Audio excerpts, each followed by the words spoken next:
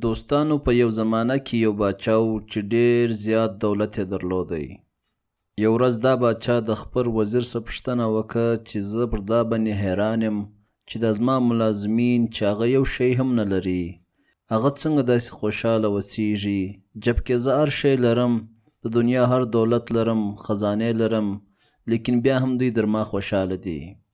دا وزیر ورته وویلې چې باچا سلامت، ته پر دې باندې قانون نمبر 99 اپلای که. باچا ورته وویلې چې قانون نمبر 99 څه دی؟ دا وزیر ورته وویلې ته یو غوټه جوړه کړه چې په هغه کې 99 درهمه واچوه، جبکې پر غوټه باندې ولیکه چې دا د باچا طرف څخه ستا دپاره تحفه ده چې په دې کې 100 درهمه دي.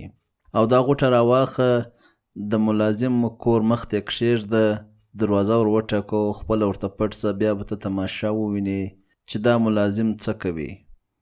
ماښام سولو، باچا یو غوټه راواخیسته، په هغه کې 99 درهمه واچول او پر دا غوټه یې ولیکل چې په دې کې 100 درهمه دي او دا ستا دپاره د باچا طرف څخه فدیه یا تحفه ده. دا غوټه یې راواخیسته، د ملازم کور مخ ته یې کښېږدله، دروازه یې ور وټکوله او خپله یو ځای ورته پټ سو، اورکتنګ یې ورته شروع کړلو.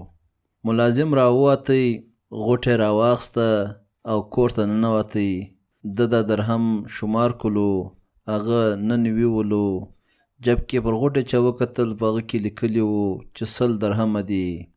نو سوچ د ځان سره وکړئ چې شاید کېدلی سي دا یو درهم په ګلۍ کې راسیله سوی وي.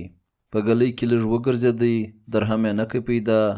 بیا ولاړې کور ته، خپل بچیان یې راپورته کړل، کور والا یې راپورته کړله او دوی ګور ته وویلې چې په دا ګلۍ کې یو درهم ما سیله سوی دی، دا پیدا کړئ.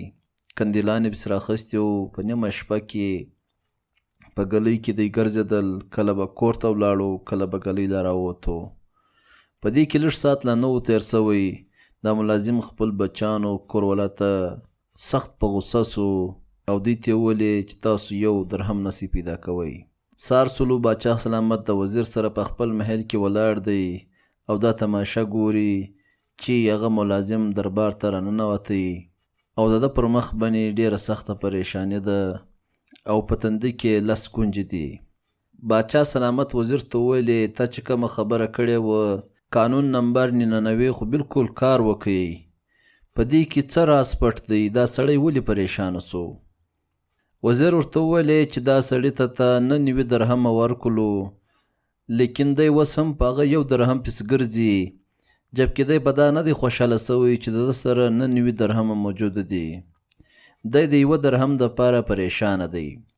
د هغه رقم موږ تاسو ته الله پاک په زراو نعمتونه راکړي دي، لیکن موږ تاسو بیا هم په دنیا کې ځغلو، هغه نعمت پسې ځغلو چې هغه موږ تاسو ته په نصیب نه دی سوی، یا هغه الله پاک موږ تاسو ته په حکومت باندې په نصیب نه دی راکړی، لیکن د هغه یوه نعمت په شا پسې موږ تاسو دومره ځغلو چې دا 99 نعمتونه چې الله پاک راکړي دي د هغه شکر نه ادا کوو. امید لرم دوستانو چې تاسو ته به دا کیسه ډېر خوند درکړي. دا ویډیو د خپل ملګرو سره پر واټساپ، پر فیسبوک او پر نورو سوشل میډیا پلیټفارم باندې شیر کړئ او زموږ چینل سبسکرایب کړئ او د ګنټې نشان باندې کلیک ضرور وکړئ. والسلام.